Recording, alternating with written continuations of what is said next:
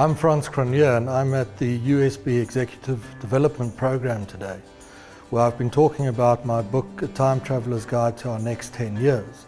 The book describes the world that South Africa will wake up to the morning after our 2024 election and the various choices that we will make on the way to those outcomes.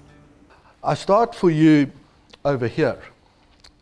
That's 1960, and we're moving through every year into where we sit today. The orange line is the lead indicator of the Reserve Bank. It's a composite index, and its direction, whether it's moving upwards or downwards, gives us a very good indication of what to expect of economic growth in the South African economy in the 12 to 18 months after the move in the indicator. The blue line that I show you in these jump blocks is the GDP growth rate of the economy over the same period. The red arrows are running off the peaks in the lead indicator, and they correspond perfectly with peaks in the economic growth rate. And the black arrows run off the troughs in the lead indicator, and they correspond with troughs in the economic growth rate. And the absolute level of the lead indicator is irrelevant. It's the direction in which it is moving in. Why we've started here is to go back in time and see when last did we see such a negative sideways move for such a period of time in the lead indicator. And it's over there. That's the aftermath of the Rubicon speech and the pullback of the stock market in 1986. From Rubicon to the 1990s, it took dramatic political reforms to reverse the direction of the lead indicator. We think it will take reforms that are as dramatic to turn this picture around and create the pattern that we see, this big climb in the lead indicator, all the way into what was the end of 2007, where the economy was starting to grow at rates of about 5%. In the short, medium term, there is no chance of South Africa breaking out of a growth rate of above 2% of GDP. So now we've got a very important first piece of information. In the short term, we cannot solve our social and economic problems. Move out of South Africa now, and we're 0.7% of global GDP. So what happens to the rest of the world is obviously important to us. And then the big question for us in terms of an export-driven recovery is what happens to China. The sense we have is that Chinese policymakers have decided to change the nature of Chinese growth, to move away from the massive commodity-consuming infrastructure development of the past 3 or 4 decades to focus on their internal consumers who will buy goods higher up the value chain. The result is that the industrial development will start to slow in China. If you talk about an export-driven recovery, you talk about the rand, and here it appears. Now, the relationship between the rand and an export-driven recovery should be a mutually reinforcing one, but in South Africa's case, the relationship between rand weakness and the structure of GDP has been essentially the wrong one. I've suggested that the easy options are off the table, and that that's a good thing. Another good thing is that the South African government is running out of money. There are about 55 million people in the country. 33 million of those are adults. Less than half the adults are employed. More people are on welfare than in employment. 2005 to 2019, the result is that the budget deficit, the difference between what the government spends and what it earns in revenues, is likely to remain down here at around -4, -4.5% in our estimates. The finance minister's estimates are more positive. I think they have to be to some extent, but I don't think they're realistic based on the growth rates that he's suggested. On the electricity story alone, talking about sustainable growth rates of above 2% of GDP, it cannot happen.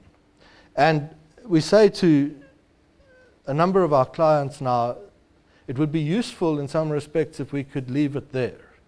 And we could tell you this is it. It's literally lights out for South Africa. It cannot come back. because then you could plan and strategize. But add 1,000 megawatts a year to the grid over the next decade, which can easily be done through gas turbines and the like, and 5% economic growth is back within our reach. When we look at the unemployment rates, people aged 15 to 24 who want to work, only half of them are able to find a job. The jobs crisis in turn needs to be broken to give new impetus to a continued rise in the size of the middle class. And we're dealing here with black South Africans, black African South Africans, and there are about 12 million families, you can call them black families. 8 million of those are sitting at less than a household expenditure of 2,500 rand a month. They're poor families. And about 700,000 are spending more than 10,000 rand a month. The relative white figures are 1.3 million families, of which about 900,000 spend more than 10,000 rand a month. The questions of policy that hold us back, of tourism policy and migration, and intellectual property and mining and property rights, and whatever the case is, are relatively easy to solve. They require better decisions by a cabinet that is in government with a significant majority. Can be done. Eskom's problems, I've shown you, can be addressed quite quickly and get growth rates up and we turn the jobs crisis around. What's far more difficult to do, or is going to be, is to fix the skills base in the economy. And 1955 is where I start you, and we jump by decade, 1965, 75, 85, into 2015, so we're jumping by decades. And we're measuring the number of black children who passed matric. Even if you were in this group that passed matric, you nonetheless suffer from what we are seeing here, which is the question of quality within the school system. Between grades 1 and 2, about 60% of children are found to be numerate to the required degree to be in grades 1 or 2. So 4 in 10 have already been left behind.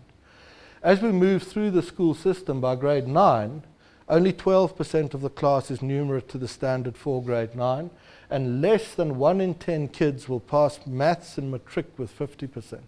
For many years, and we never believed it, but we now have the evidence to show it's not true, analysts said blacks will vote for the ANC forever because that's what they do. And we didn't buy it then. We thought what we were seeing in strong ANC support numbers was the very real improvements in living standards that were delivered through that massive redistribution of wealth and that rise of that new middle class. This is an opinion poll question. Comes out of the President's office. Do you believe the government performs well? And it's a brilliant question because all of us can answer it. It doesn't matter rich, poor, or what we are.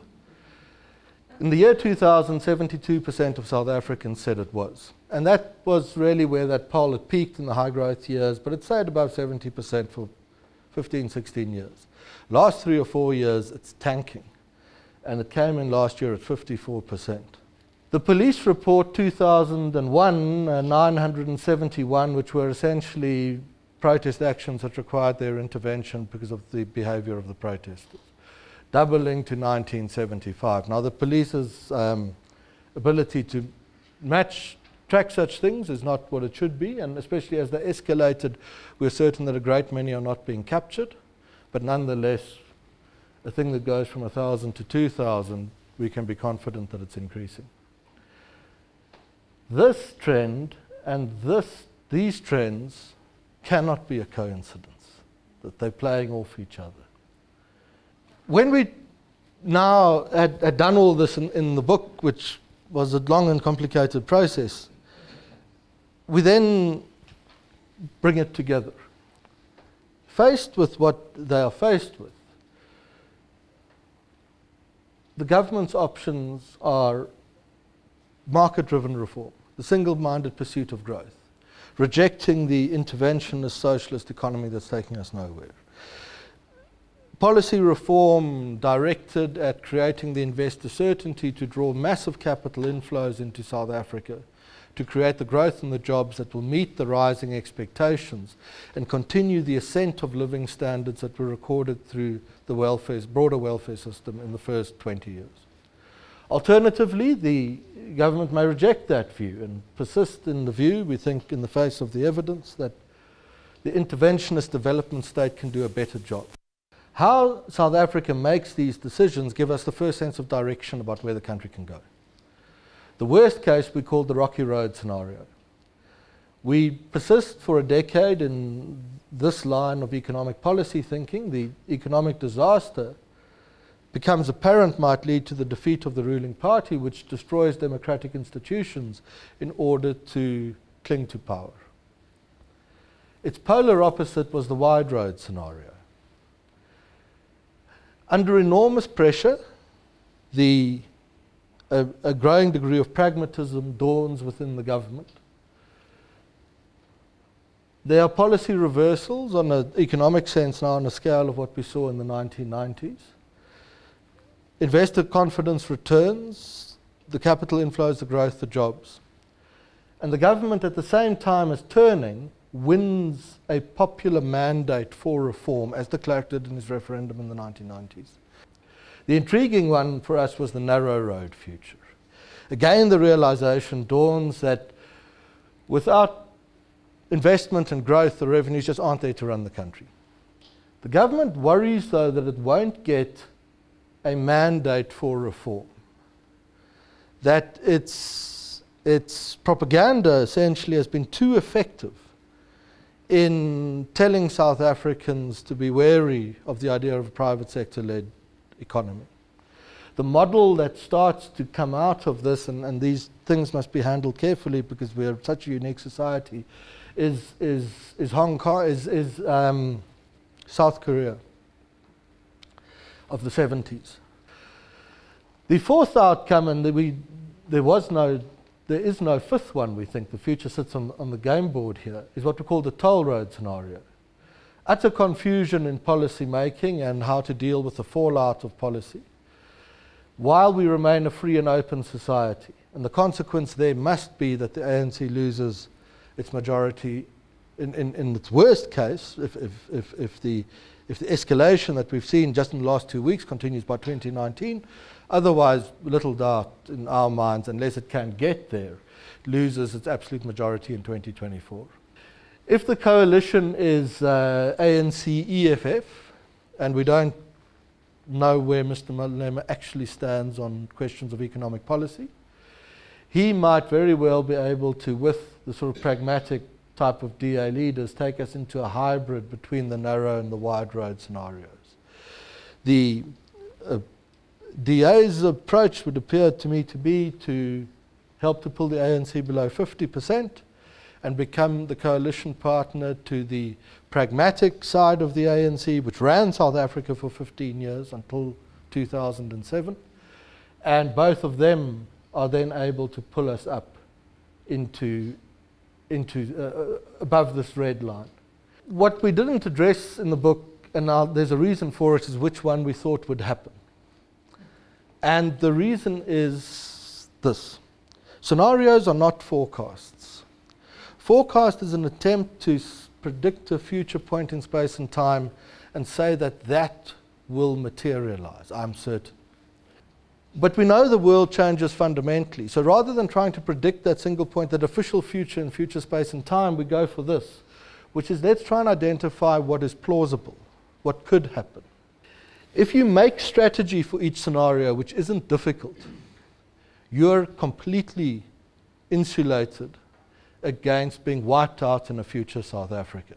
If we do pull this off, this move above the line, the world will look a bit like this. 96 to 2024. The blue line is economic growth, and the orange line is the unemployment rate.